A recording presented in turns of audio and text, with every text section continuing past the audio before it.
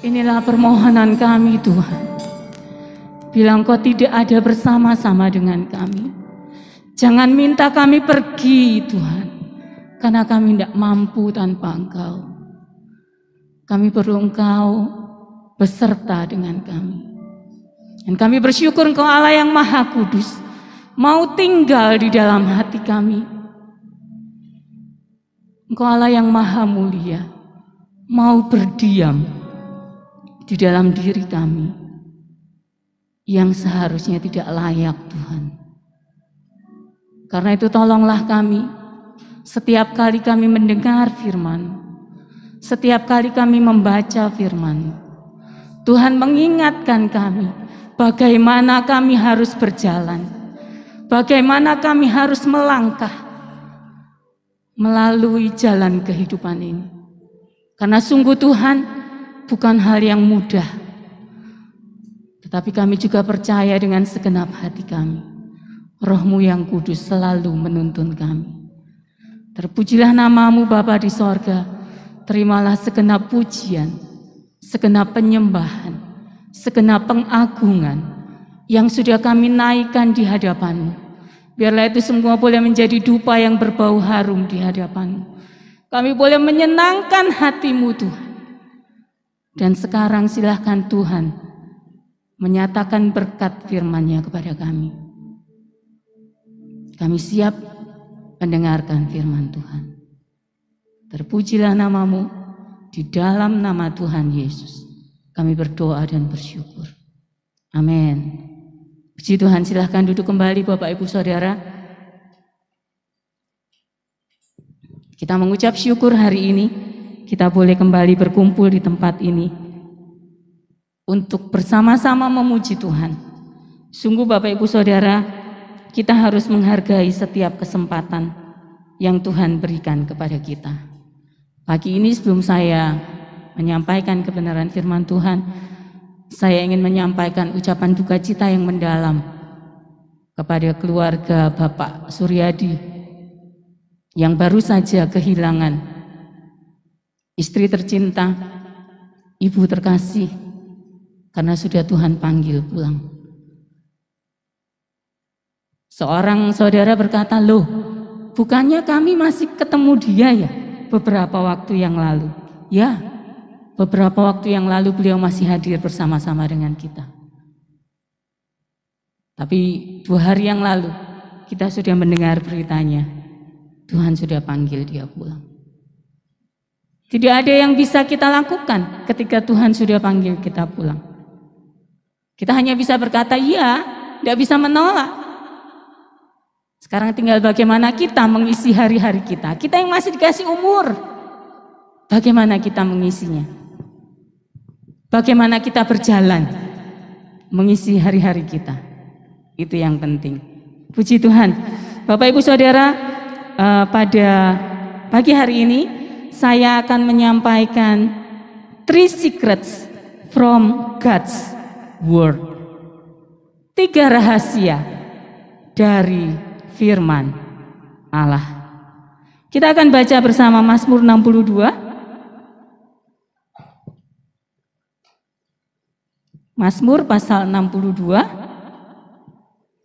Kalau kita membaca Mazmur 62, judul perikopnya perasaan tenang dekat Allah. Hanya dekat Allah saja aku tenang. Itu pujian. Kata-kata dalam Mazmur ini dinyanyikan sehingga kita bisa ingat. Ketika ingat lagu pujian hanya dekat Allah saja, oh Mazmur 62 gitu ya. Jadi kita bersyukur kepada orang-orang yang meng-create lagu-lagu pujian dari firman Tuhan. Kita bisa ingat dengan cepat ya, seperti contohnya kalau kita menghafal ini buah roh, aduh sulit sekali ya. Tapi ada yang menciptakan kasih, sukacita, damai, sejahtera. Jadi kalau orang bilang buah roh, kita cepat ingat gitu ya. Buah roh, kasih, sukacita. Tapi dari Mazmur 62 ada sebuah bagian yang menggelitik saya. Sebenarnya ini bukan bukan kali pertama ketika saya mempersiapkan renungan pada siang hari ini, tapi sudah beberapa waktu lamanya. Ketika tiba pada bagian Mazmur 62, ini saya langsung kayak terikat kepada ayat ini. Tiap kali kalau saya membaca dan tiba pada bagian ini, saya selalu pasang status dari ayat ini. Kita akan baca dari ayat 12 dan 13. Bapak Ibu Saudara bisa melihat dari Alkitabnya atau kalau bisa juga melihat dari yang di depan ini. Mazmur 62 ayat 12 dan 13.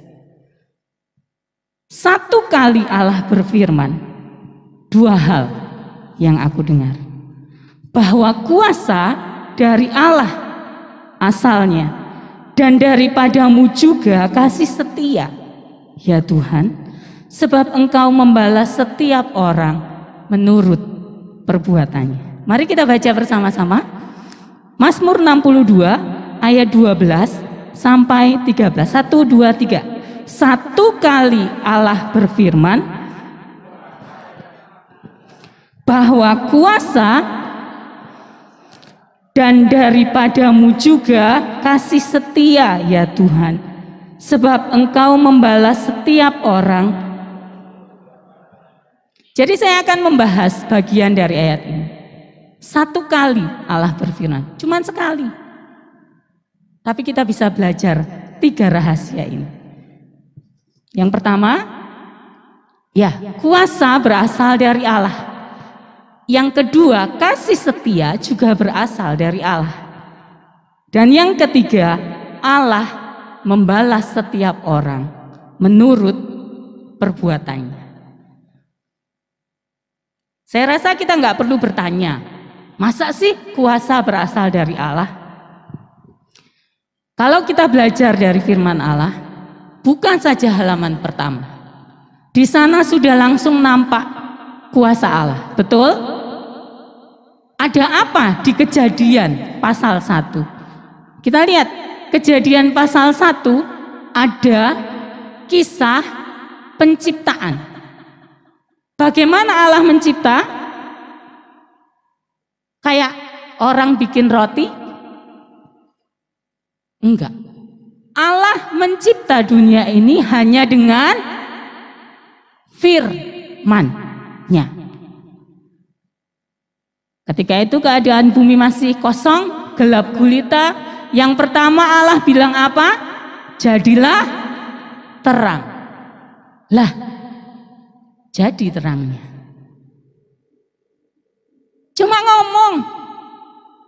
Dengan firman Tuhan, kuasanya nyata. Tadi pujian kita berkata, langit dan bumi pujilah Tuhan. Kenapa? Ya karena Tuhan yang ciptakan kita. Kalau kita tidak diciptakan, ya nggak perlu kita memuji Tuhan, karena nggak bisa, kita nggak ada. Penciptaan itu dilakukan oleh Allah hanya dengan firman-Nya.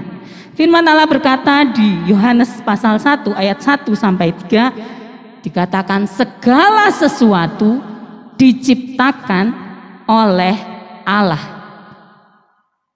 Dan tidak ada yang lain yang diciptakan. Maksudnya kalau tidak diciptakan ya nggak ada, gitu.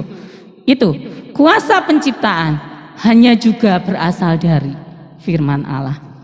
Tapi ada beberapa ilmuwan yang nggak percaya ya. Mosok sih dunia ini cuma diciptakan dengan firman Allah. Segala teori dipelajari, segala hal diteliti, sampai akhirnya muncul sebuah teori Big Bang namanya, ledakan yang besar. Dari situ bumi berasal. Menurut ilmuwan ini, nama ilmuwan ini A.B. George Lemaitre, seorang kosmolog asal Belgia yang baru menemukan ini tahun 1920. Dia bilang bahwa bumi ini sebenarnya nggak ada. Asalnya cuma setitik atau segumpal api kecil yang makin lama makin besar, makin lama makin besar, dan punya kekuatan yang luar biasa, Sehingga pada satu titik panas banget, dia meledak, isinya keluar semua, jadilah galaksi, alam semesta, bintang-bintang, bulan, matahari, itu katanya. Dan dia bilang usia bumi ini waktu itu sudah 13.000 tahun, 13.700 tepatnya waktu itu dia sampaikan. Ini oleh para ilmuwan yang kalau saya bilang ya memang mereka mungkin dituntut ya untuk meneliti banyak hal di bumi ini. Tapi sebenarnya kalau mereka mau membaca firman Allah, dengan mudah mereka tahu bahwa Allah yang menjadikan segala sesuatu. Tanpa Allah gak ada yang jadi. Setuju? Mohon maaf, seorang anak pun itu adalah karya Allah. Beberapa teman yang sudah menikah beberapa tahun gak segera punya anak, saya yakin mereka bukan gak mencoba ya, mungkin berbagai usaha sudah dia lakukan. Tapi seringkali saya katakan anak itu anugerah, gak bisa diminta pun ya gak bisa kalau memang Tuhan gak berkehendak. Tapi juga gak bisa ditolak. Saya punya anak ketiga selisih 8 tahun dengan kakaknya. Waktu itu saya bilang sudah 2 anak cukup, ini program pemerintah, 2 anak cukup, laki perempuan sama saja. Mungkin Bapak Ibu masih ingat ya, itu slogannya KB, 2 anak cukup, laki perempuan sama saja. Saya bilang udahlah, punya 2 anak laki-laki cukup. Sampai kemudian anak ketiga lahir. Saya bingung, waduh kok ada yang ketiga ya gitu ya. Tapi sekali lagi saya bilang, anak itu anugerah, gak bisa diminta, gak bisa ditolak. Ya, itu kuasa Tuhan. Bapak Ibu Saudara, kalau mau mempelajari Alkitab ini mungkin hanya setebal ini, tetapi di dalamnya nyata sungguh perbuatan-perbuatan tangan Allah. Ada kuasa Allah yang dinyatakan. Bapak Ibu mau baca? Ada kejadian ketika Allah membelah laut. Untuk siapa? Untuk Israel berjalan. Allah memelihara orang Israel. Sepatunya gak rusak, dipakai jalan selama 40 tahun. Apalagi yang Allah lakukan? Mungkin ada Bapak Ibu yang ingat apa yang Allah lakukan untuk bangsa Israel? Allah itu mengajar bangsa Israel berperang. Di antara mereka tidak ada pejuang-pejuang, tapi Allah mengajar mereka untuk berperang. Mengapa? Karena mereka harus menduduki tanah perjanjian. Kalau nggak perang ya mana mungkin. Mereka harus berperang melawan penduduk asli tanah Kanaan. Itu perjanjian lama. Di PB apa yang terjadi? Waktu Tuhan Yesus hadir di bumi, wah malah sangat banyak. Bapak Ibu boleh baca Injil dari Matius, Markus, Lukas, Yohanes. Di sana banyak diceritakan bagaimana Yesus berkarya dengan kuasanya. Mengubah air jadi anggur. Tuhan Yesus gak perlu nuang ini esens anggur untuk jadi anggur. Enggak. Tuhan Yesus cuma ngomong, isi tempayan dengan air. Ngomong lagi, sekarang dicedok, kasih kepala pesta, jadi anggur. Menyembuhkan orang sakit berkali-kali dicatat di dalam Injil. Membuat orang yang dirasuk setan sembuh, Tuhan Yesus melakukannya. Membangkitkan orang mati juga. Bapak Ibu Saudara, jangan pernah ragukan kuasa Tuhan. Alkitab mencatat, Yohanes pasal 21 ayat 25 berkata, masih banyak hal-hal lain lagi yang diperbuat oleh Yesus. Tetapi jikalau semuanya itu harus dituliskan satu persatu, maka agaknya dunia ini tidak dapat memuat semua kitab yang harus ditulis itu. Rasul Yohanes menutup Injilnya dengan perkataan, seandainya semua mesti ditulis, nggak cukup. Ada sebuah pujian berkata, seandainya air samudra raya ini jadi tinta, semua pohon di dunia ini jadi pena, langit itu kertasnya, nggak cukup menceritakan kuasa Allah. Itu yang diperbuat Yesus. After Yesus pergi, maksud saya pergi kembali kepada Bapaknya, apa? Masih ada demonstrasi kuasa Allah.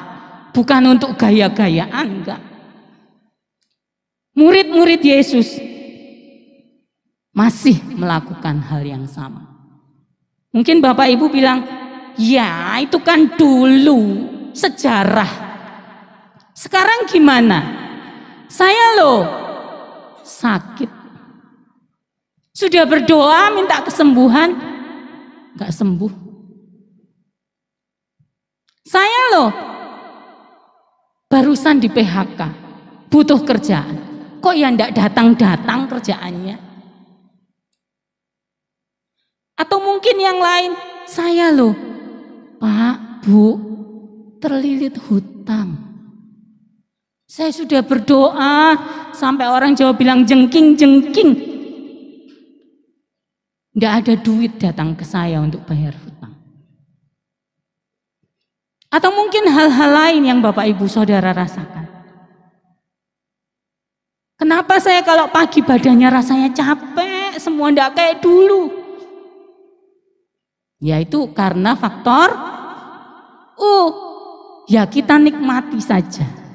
Ya, kalau dulu kita kuat, kita mampu melakukan hal-hal yang misalnya mengangkat berat. Kalau sekarang, aduh, jalan sedikit kok sudah capek. Mau pergi ke sana sedikit kok rasanya males. Ya mungkin itu karena faktor Tetapi sebenarnya kuasa Tuhan di dalam kita nggak pernah berubah. Dia tetap Allah yang maha kuasa. Tahu artinya maha, Bapak Ibu Saudara? M-A-H-A. Maha itu kalau saya buka kemarin di KBBI, kamus, artinya amat, sangat, teramat. Jadi kalau maha kuasa, ya berarti dia amat berkuasa. Kalau amat berkuasa, kira-kira ada yang bisa ngalahin nggak ya? Jangan salah, selain kuasa Tuhan di bumi ini ada kuasa lain. Bapak Ibu tahu kuasa apa itu? 1 Yohanes pasal 5 berkata, bumi ini dikuasai oleh si jahat. Berarti selain kuasa Allah ada kuasa si jahat. Kalau kita mengalami persoalan, pergumulan, penderitaan, kita boleh pilih ke sini kuasa si jahat atau ke sini kuasa Allah. Pilihan ada di tangan kita. Kalau mau ke kuasa si jahat, dia juga bisa tolong kita loh. Bisa. Bapak Ibu Saudara ingat ketika Musa menghadap Firaun, dia bilang, tongkat ini jadi ular. Firaun panggil tukang sihirnya. Nih. Lakukan hal yang sama. Bisa. Melakukan mujizat. Allah pasti bisa. Setan bisa. Ada orang yang berkata, ingin cepat kaya, pergi ke makam Mbah, entah siapa, enggak tahu namanya. Bisa kaya? Bisa. Dengan cepat? Iya. Ada kuasa jahat, ada kuasa Allah. Pilih yang mana? Bapak Ibu Saudara, jangan pernah menjadi kecewa dan putus asa ketika aku ini loh sudah berdiri di belakang mimbar, pelayanan, pujian, aku pendoa setiap saat aku berdoa. Aku menyampaikan firman, tapi persoalanku nggak selesai-selesai. Terus apa gunanya? aku melayani. Terus apa gunanya selama ini aku bersedekah? Mari kita belajar dari kehidupan Paulus, seorang hamba Tuhan yang luar biasa. Dia juga memiliki pergumulan, Bapak Ibu Saudara. Paulus itu seolah-olah yang dicatat hidupnya, wah, dia pelayan Tuhan yang luar biasa. Paulus tidak pernah menuliskan, aku kecewa ketika aku dihajar, ketika aku didera, ketika aku disakiti oleh orang-orang. Enggak, dia enggak pernah tulis itu. Dia tulis dengan sukacita, aku melakukan semuanya. Tapi ada satu bagian di dalam 2 Korintus 12 ayat 9. Ini satu bagian yang berkata, Paulus bilang, aku sudah 3 kali berdoa kepada Tuhan supaya utusan iblis itu mundur daripadaku. Wes po'o, ojo terus-terusan ganggu aku, kata Paulus. Sudah po'o, 3 kali Paulus berdoa. Seolah-olah tanpa jawaban. Apa jawab Tuhan? Tetapi jawab Tuhan kepadaku, cukuplah kasih karuniaku bagimu. Sebab justru dalam kelemahanlah kuasaku menjadi sempurna. Sebab itu terlebih suka aku bermegah atas kelemahanku, supaya kuasa Kristus turun menaungi aku. Sekali lagi saya katakan, kuasa Allah itu tetap superior dalam hidup kita. Ya, apapun persoalan hidup kita, kuasa Allah itu tetap yang paling besar, melampaui segala-galanya. Kalau mungkin saat ini kita menghadapi persoalan, pergumulan, penderitaan yang kok nggak selesai-selesai sih kayaknya. Tetap percaya bahwa Allah kita tidak terbatas. Saya masih ingat ada seorang hamba Tuhan yang sering pergi ke rumah kami ketika kami masih kecil.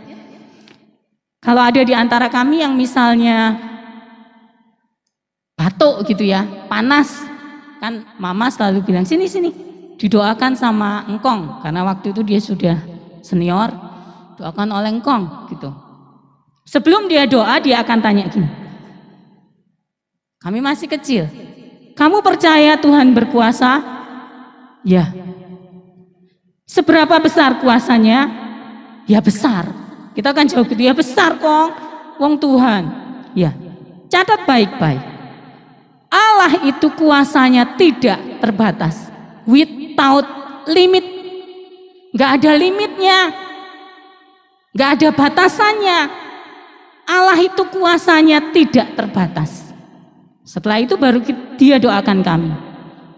Doa sudah selesai, dia tanya, sudah sembuh?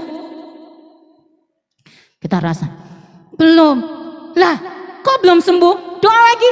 Gitu.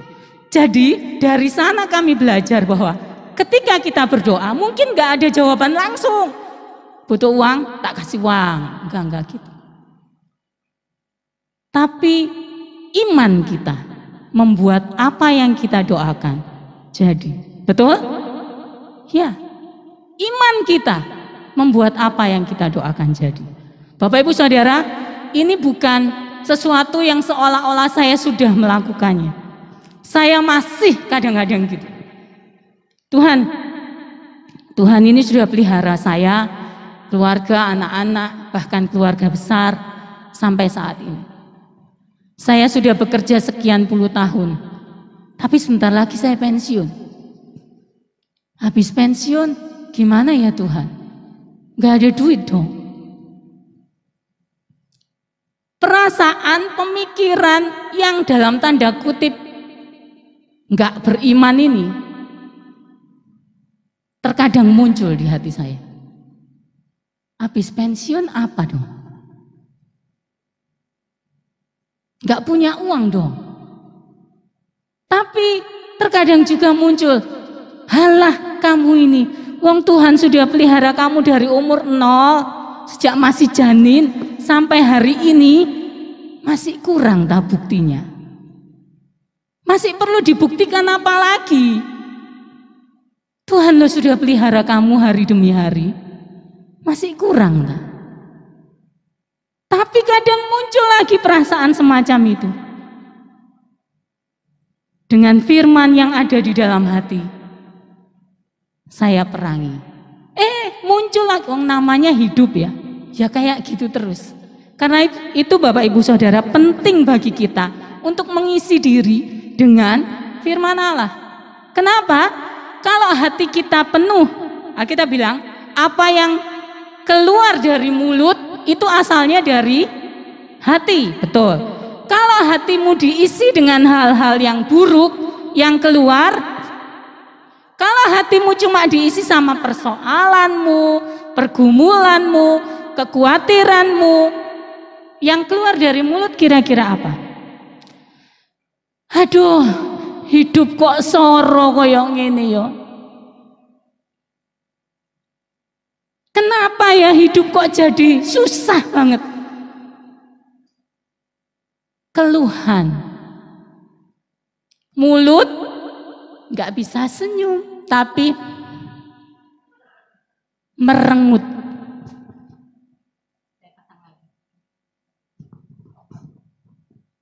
Tapi coba Bapak Ibu pikir, seandainya hati kita diisi dengan firman Allah, yang keluar apa? No, damai sejahtera itu kita rasakan, tapi yang keluar dari mulut kita apa? Puji Tuhan, syukur kepada Tuhan. Apa? Aku menderita sih Tuhan, tapi Tuhan tetap berkuasa. Amin. Itu yang seharusnya kita lakukan sebagai anak Tuhan. Ada yang berbeda. Saya tidak melarang Bapak Ibu Saudara membaca YouTube, melihat YouTube, membaca berita, nonton TV atau apapun. Di sana ada berita-berita yang memang kadang kita perlukan. Ada berita tentang si A menghajar si B, menghajar sungguhan ya, bukan menghajar. Menghajar sampai orangnya koma. Ya, itu kita terima. Ada lagi berita ini, itu. Ya, semuanya kita terima. Ngobrol dengan teman. Oh, temanku yang itu loh, kasihan. Nah. Itu juga perlu ngobrol dengan teman. Tapi mendengar dan membaca firman Tuhan, itu juga penting. Itu juga sangat penting. Bapak Ibu Saudara, ada sebuah ilustrasi seorang pemuda yang di depan rumahnya ada batu gede. Dia bilang, kalau aku baca firman Tuhan, dengan iman gunung dapat dipindahkan. Jadi dia ngomong sama batu, batu pindah, jangan di depan rumahku, pindah. Besok paginya dia buka pintu rumahnya, batunya masih ada. Ada. Dia doa lagi, batu pindah. Aku kan sudah bilang, pindah. Dia buka rumah lagi besoknya, pindahkah batunya? Enggak. Akhirnya apa yang dia lakukan? Dia ambil pemecah batu. Duh, batunya gede banget. Dia terus kerjakan itu tiap pagi, siang, sore istirahat dong. Pagi, siang, sore istirahat. Lama-lama batunya jadi kecil. Dia bisa congkel dan pindahkan. Jawaban Tuhan terkadang bukan seperti apa yang kita inginkan. Batu pindah, terus batunya jalan pindah. Enggak kayak gitu. Tapi apa yang didapat pemuda ini? Otot yang menjadi kuat. Karena dia bekerja keras. Itu loh Tuhan. Itu loh kuasa Tuhan. Jadi daripada kita memperkatakan apa yang menjadi beban kita, apa yang menjadi persoalan kita, ngomong itu terus. Ayo kita ubah. Keluarkan isi hati kita. Firman Tuhan. Dari sana baru muncul damai sejahtera dalam hidup kita. Ingat Bapak Ibu Saudara, rahasia pertama, kuasa berasal dari yang kedua. Kasih setia juga berasal dari Allah. Loh, kok ada mujizat? Kalau kita mendengar kata kasih, apa yang terbersit di dalam kita, di dalam pikiran kita? Ayat apa yang terbersit dari kata kasih? 1 Korintus 13, betul? Walaupun aku dapat melakukan berbagai bla bla bla, walaupun aku dapat berbicara dalam berbagai bahasa, tanpa kasih aku tidak berguna. Mulai ayat 4 dikatakan, kasih itu sabar, kasih itu murah hati, kasih itu lemah lembut, tidak memegahkan diri, terus, pokoknya semua yang baik-baik. Tapi apa itu definisi kasih? Bukan. Saya melihat definisi kasih yang paling tepat adalah 1 Yohanes 4 ayat 10. Apa sih kasih itu? Kalau tadi yang kita sebut sabar, murah hati, itu manifestasinya kasih, ya, itu buahnya kasih. Tapi ini loh kasih itu. Kita baca bareng-bareng boleh? Bapak Ibu boleh buka kalau tidak kelihatan, tapi kalau kelihatan boleh baca. Yuk, 1 Yohanes 4 ayat 10. Bisa dinaikkan? Lagi? Yes. 1, 2, 3. Inilah kasih itu. Bukan kita yang telah mengasihi Allah, tetapi Allah yang telah mengasihi kita dan yang telah mengutus anaknya sebagai pendamaian bagi dosa-dosa kita. Dari sini kita tahu, kasih itu asalnya dari Allah. Kalau kita tidak dikasihi Allah, mungkinkah kita mengasihi Allah? Tolong jawab. Kalau kita tidak dikasihi Allah, mungkinkah kita mengasihi Allah? Enggak. Enggak mungkin. Firman Allah juga dibuka di Kejadian pasal 3. Adam dan Hawa sebenarnya adalah dua pribadi yang saling mengasihi. Mereka hidup bersama di Taman Eden. Sampai ketika Hawa terbujuk rayuan iblis, dia jatuh dalam dosa, dia ajak suaminya, dua-duanya jatuh dalam dosa. Alkitab mencatat kejatuhan manusia pertama dalam dosa. Setelah kejadian itu, apa yang terjadi? Ketika Tuhan tanya, Adam, apa yang kamu kerjakan? Coba ingat baik-baik. Seorang suami seharusnya menjadi pelindung istri. Tapi yang terjadi, Adam ditanya Tuhan, apa yang kamu lakukan? Loh, perempuan Tuhan, perempuan ini loh yang bikin aku jatuh dalam dosa. Pada saat itu, apakah ada manifestasi kasih? Enggak ada. Jelas-jelas Adam mempersalahkan istrinya. Di mana manifestasi kasih waktu? Padahal mereka ditaruh Tuhan di Taman Eden dengan kasih sebagai sepasang wanita dan pria yang kudus di hadapan Tuhan. Tapi ketika dosa masuk, Adam sudah nggak bisa melakukan tugasnya. Dia persalahkan istrinya.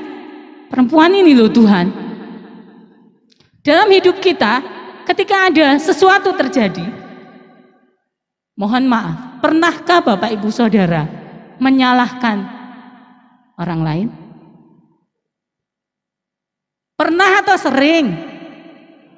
Sering atau selalu? Oh beda loh.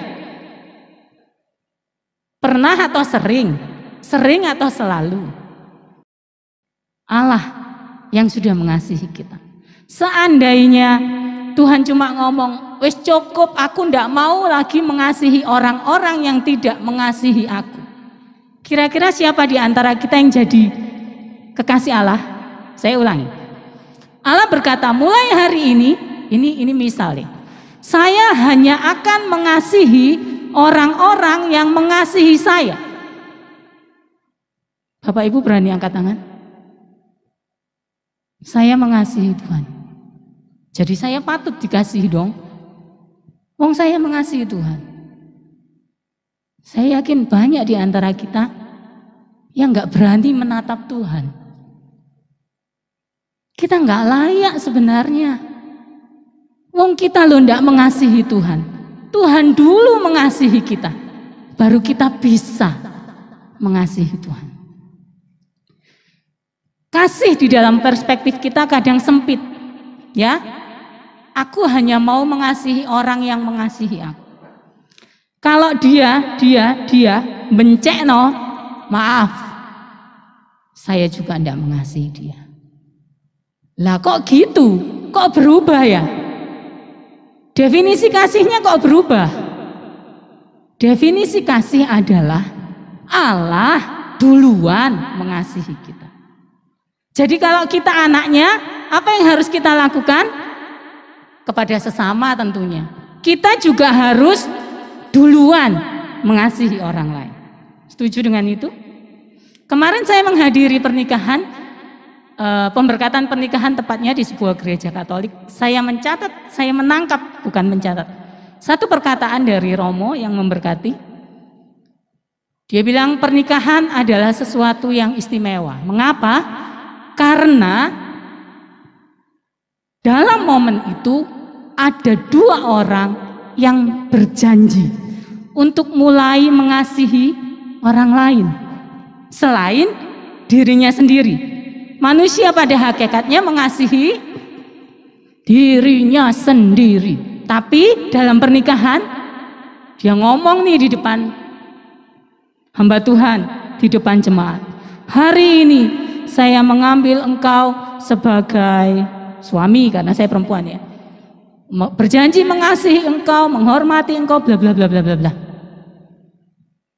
Berarti dia berjanji untuk mengasihi orang lain selain dirinya sendiri. Padahal 2 Timotius 3 berkata, pada hari-hari akhir orang itu akan mencintai dirinya sendiri, nggak ngerti caranya mengasihi.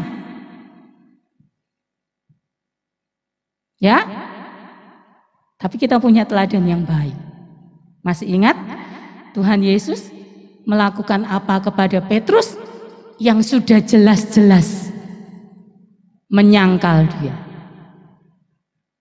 Tuhan Yesus mengambil kesempatan khusus untuk ngomong berdua sama Petrus. Berapa kali Petrus menyangkal? Berapa kali Tuhan Yesus tanya ke Petrus, apakah engkau mengasihi aku? 3 kali. Tuhan Yesus langsung selesaikan sama Petrus. Sama Thomas yang tidak percaya Tuhan Yesus bangkit. Apa yang Thomas bilang? Aku perlu nih buktinya tangannya yang lubang. Perlu aku lihat. Kalau enggak aku enggak percaya. Spesial Tuhan Yesus datang 1 minggu setelahnya. Siapa yang dicari Yesus? Thomas. Sini Thomas, lihat. Masukkan deh jarimu ke sini, cucukkan jarimu, bekas paku. Thomas melakukannya? Enggak. Thomas langsung nangis. Saya percaya, bahkan untuk Yudas, seandainya dia tidak mengambil jalan pintas untuk bunuh diri, saya sangat yakin masih ada kesempatan kedua buat Yudas untuk menjadi milik Tuhan. Lah, Yudas itu nemen-nemen sudah, masa Tuhan dijual? Ya nggak mungkin lah, nggak mungkin Tuhan ampuni. Jauh di dalam lubuk hati saya percaya Yesus masih punya pengampunan untuk Yudas. Ini loh kasih, sampai segitu loh kasih. Terus kita ngomong, ya itu kan Tuhan, Yesus. Kalau manusia ya enggak lah, enggak mungkin lah. Coba kita ingat kembali Kejadian pasal 50. Kisah tentang Yusuf. Yusuf itu kurang apa? Kakak-kakaknya itu masukin dia ke sumur, ditarik lagi, dijual. 13 tahun kemudian ketika Yusuf menjadi raja muda di Mesir, Yusuf bilang, sudah, nggak usah dipikir yang lalu-lalu. Sekarang kita hidup di masa sekarang. Kamu bisa selamat, kamu bisa tidak mati kelaparan, karena Tuhan itu nyuruh aku mendahului kamu ke Mesir. Apakah Yusuf itu Tuhan? Bukan. Yusuf itu manusia setengah dewa? Enggak. Yusuf itu manusia juga sama kayak kita. Kalau tadi kita menyangkal, ya Yesus pengampunannya besar, wong dia yang punya kasih. Yusuf kasih kita teladan yang baik. 9 tahun yang lalu ditemukan seorang jenazah di pinggir tol Bintaro, Bekasi. Seorang mahasiswi ditemukan di sana sudah 9 tahun. Saya kemarin cari di Google, wah sudah lama juga ya. Mahasiswi ini ditemukan meninggal di pinggir tol. Polisi mencari. Orang tuanya bikin acara penghiburan di rumahnya. Sampai orang tuanya ditelepon. Tolong tahan laki-laki bernama ini dan perempuan bernama ini. Kalau misalnya mereka datang melayat ke rumahmu. Masih tidak tahu apa yang terjadi. Ternyata 2 orang ini adalah pembunuh dari mahasiswa. Si laki-laki adalah bekas pacar dari Ade Sarah namanya, si yang meninggal. Perempuannya adalah pacar barunya. Mereka melakukan penganiayaan kepada Ade Sarah. Di dalam mobil, dijemput mobil, disetrum. Dilakukan hal-hal yang membuat anak ini menderita. Sampai akhirnya dibuang di pinggir tol.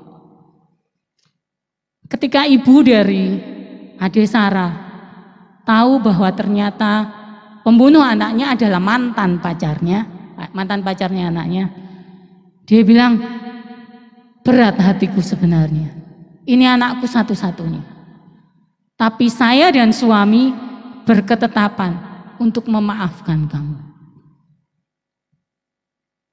Bapak Ibu Saudara, kasih itu sampai situ loh ternyata, sampai sana. Memaafkan pembunuh anaknya. Orang tua dari Ade Sarah sekali lagi bukan manusia setengah dewa. Mereka manusia biasa. Jadi kalau mereka bisa, Yusuf bisa, Tuhan Yesus bisa. Lah kita anaknya. Please lakukan hal yang sama. Aduh, tapi ini bukan cuma tidak dikasihi. Aku ini difitnah. Dirasani di belakang, ditikam dari belakang. Nggak pantas deh orang kayak gitu itu dikasihi. Lah, kalau orang itu nggak pantas dikasihi, ingatlah bahwa kita juga nggak pantas dikasihi. Perbuatlah apapun yang orang pengen lakukan kepadamu, lakukan duluan. Capek, sudah bertahun-tahun. Tapi firman Tuhan jelas. Ya udah kayak gitu. Ya, Roma 5 ayat 8 berkata, tetapi Allah menunjukkan kasih-Nya kepada kita oleh karena Kristus telah mati untuk kita ketika kita masih berdosa. Bukan waktu kita sudah suci Tuhan mengampuni kita, Tuhan mengasihi kita, enggak. Tuhan mengasihi kita, kirimkan anaknya Yesus Kristus untuk menjadi pendamaian bagi dosa kita ketika kita masih berdosa. Jadi, mungkin ada di antara kita yang pasangannya belum mengenal Tuhan. Jangan pernah memandang rendah orang yang belum pernah pergi ke gereja. Gak suci, gak rohani. Atau ketika teman ini sharing kepada kita, aku ada pergumulan, kurang doa. Kadang-kadang gitu bukan nasihat kita. Baca firman, biar kamu ngerti. Mulai sekarang kita belajar nggak kayak gitu ya. Kita ini sebenarnya bukan orang yang pantas dikasihi, tapi Allah mengasihi kita. Itu rahasia kedua. Kasih setia berasal dari Allah. Sekarang kita belajar rahasia ketiga. Sudah jam 10 kurang. Allah membalas setiap orang menurut perbuatannya. Ya, apa yang baik, lagu sekolah minggu berkata, mata Tuhan melihat apa yang kita perbuat. Apa itu baik, apa itu jahat. Makanya ada dilanjutkan, oleh sebab itu jangan berbuat jahat. Tuhan melihat. Ada pengadilan yang menanti kita ketika kita nanti kembali ke hadapannya. Di sana dituliskan di Matius 25, Allah memisahkan domba dan kambing. Ada upah bagi domba. Ini bukan domba hewan-hewan ya, ini perumpamaan. Ada upah bagi domba-domba, ada upah bagi kambing-kambing. Allah itu membalas setiap orang menurut perbuatannya. Hukum tabur tuai berbunyi, apa yang kamu tabur, itu yang kamu tuai. Ya, seorang ini berkata, berkata, kita ini tidak pernah bisa membalas kasih orang tua. Benar, orang tua loh menjaga kita dari sejak bayi sampai sekarang. Jadi nggak pernah bisa balas kasihnya orang tua. Benar. Tapi kita memberikan kasih kepada anak kita. Jadi orang tua memberikan kasih kepada kita memberikan kasih kepada anak kita, dan juga kita mesti juga dong balas. Memang nggak bisa kalau balas semua, kalau dihitung semua. Sorry, air susunya ibu harganya berapa? Ibu melekan setiap malam sampai berapa bulan berapa? Ya nggak bisa dihitung kayak gitu, ya. Tapi sedapat mungkin kita istilahnya bukan membalas. Ya, berbaktilah. Masih nggak bisa membalas semuanya, nggak bisa, nggak akan pernah bisa. Tapi kita melakukan perbuatan baik kepada anak kita. Anak kita juga berbuat baik kepada cucu kita, begitu seterusnya. Jadi mungkin apa yang kita tabur, enggak kita langsung tuai, enggak. Orang tua menabur baik, anaknya yang terima, gitu ya. Orang tua melakukan hal-hal yang baik, nanti anaknya yang merasakan. Lah, tugas anaknya apa? Ya sama, melakukan hal-hal yang baik, nanti anaknya lagi yang terima, gitu ya. Tapi intinya adalah Allah itu membalas setiap perbuatan manusia. Akan ada pengadilan yang memberikan reward kalau memang itu baik, tapi memberikan penghukuman bagi orang-orang yang memang seharusnya dihukum. Ayat yang terakhir kita akan baca Roma pasal 2. Roma. Ini sepertinya tidak ditulis, tapi kita akan baca Roma pasal 2 ayat 1 sampai 16. Bapak Ibu Saudara bisa baca di rumah nanti, tapi kita akan baca dari ayat 6 sampai ayat 11. Roma pasal 2 ayat 6 sampai 11. Ia akan membalas setiap orang menurut perbuatannya, yaitu hidup kekal kepada mereka yang dengan tekun berbuat baik, mencari kemuliaan, kehormatan, dan ketidakbinasaan. Tetapi murka dan geram kepada mereka yang mencari kepentingan sendiri, yang tidak taat kepada kebenaran, melainkan taat kepada kelaliman. Penderitaan dan kesesakan akan menimpa setiap orang yang hidup yang berbuat jahat. Pertama-tama orang Yahudi dan juga orang Yunani. Tetapi kemuliaan, kehormatan, dan damai sejahtera akan diperoleh semua orang yang berbuat baik. Pertama-tama orang Yahudi dan juga orang Yunani. Ayat 11, sebab Allah tidak memandang Belum. Dalam pengadilan Allah tidak akan bertanya apakah KTP kita Kristen. Allah juga tidak akan bertanya kamu anggota gereja apa. Kamu pelayanan apa? Oh saya jemaat Tuhan. Alah jemaat. Bukan kayak gitu. Enggak kayak gitu. Allah menilai apa? Hati. Hati kita. Sekali lagi kita barusan kehilangan seorang WL ya. Saya kehilangan seorang teman WL, Bu Suryadi. Dia sudah memberikan teladan yang baik. Mengikut Tuhan hingga akhir hidupnya. Sampai akhir menutup mata. Dia menjadi teladan bagi kita. Bagi kita yang masih hidup, apa dong? Masih panjang perjalanannya. Ya kita pun harus berbuat baik. Kita pun harus menyadari bahwa akan ada pengadilan yang menanti kita. Sepanjang masih ada waktu, berbuat baiklah kepada siapa? Kepada sesama. Yang pertama, Alkitab tulis kepada saudara seiman. Yang lain berikutnya kepada orang-orang lain pun. Kepada semua orang. Karena Tuhan sudah berbuat baik bagi kita. Apa tujuan kita? Supaya nama Tuhan dipermuliakan lewat hidup kita. Puji Tuhan, sampai di sini pemberitaan firman Tuhan. Di sepanjang ibadah kami ini ya Tuhan, kami sungguh hanya rindu Tuhan Yesus Kristus dipermuliakan. Terima kasih untuk jemaat yang sudah hadir pada ibadah pagi hari ini.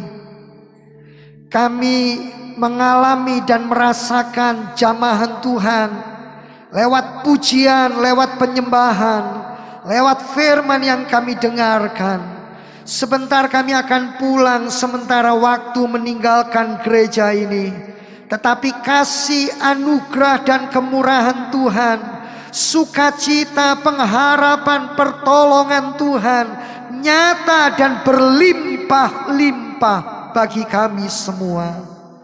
Ya Tuhan, junjungan hidup kami, hanya Engkau yang layak kami puji dan kami sembah. Allah yang kasih-Nya nyata, Allah yang kuasa-Nya nyata. Biarlah Roh Kudus menuntun dan memimpin kami. Semakin hari didapati berkenan, semakin memuliakan dan memuji Tuhan. Terimalah persembahan baik, persepuluhan, persembahan kasih, persembahan ucapan syukur, diakonia, semuanya boleh menyukakan hati Tuhan. Dan Tuhan memberkati umat-Mu kembali dengan berlimpah-limpah. Bapa, terima kasih. Kami juga berdoa untuk jemaat yang tidak bisa hadir. Dimanapun anak-anak-Mu berada, biarlah tangan kasih Tuhan, kemurahan Tuhan ada bersama mereka semuanya. Tuhan, kami boleh dipertemukan minggu yang akan datang dalam ibadah yang penuh dengan kasih dan kuasa. Pada akhir ibadah ini kami juga berdoa menyerahkan bangsa dan negara kami. Bapak Presiden dan wakilnya, semua menteri, TNI, Polri, juga semua aparat negara sampai yang terendah. Di dalam nama Tuhan Yesus Kristus, kepada beliau semua diberikan hati yang mengasihi Tuhan, hati yang takut akan Tuhan, sehingga negeri kami dipenuhi dengan orang-orang yang memerintah dan menyelenggarakan negara yang hatinya bersih, hidupnya takut akan Tuhan dan mengasihi Tuhan. Kami juga mendoakan pemilu tahun 2024 berjalan lancar dan baik. Siapapun yang Tuhan berikan bagi kami, kami akan memilihnya. Dan kami percaya Tuhan memberkati Indonesia. Bapak, kami juga mendoakan untuk semua kerinduan pergumulan umat-Mu. Kami juga berdoa untuk saudara-saudara kami yang berulang tahun di sepanjang bulan Februari.